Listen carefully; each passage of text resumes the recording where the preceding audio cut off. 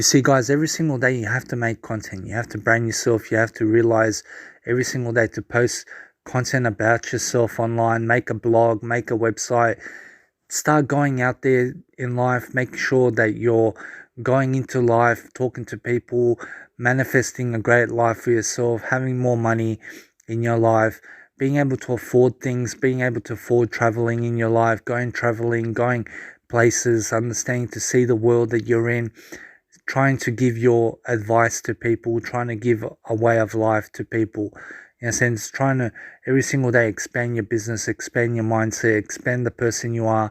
Try to every single day understand whatever it is that is on your mind.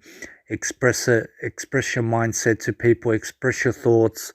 Yes, and give helping need to people. Yes, and make sure that you're giving a service to people, which is a need. Yes, and so make sure that you have to realize that people need things, people need wisdom, and you need to be able to provide this wisdom to people so that you can flourish and so you can actually help yourself to succeed.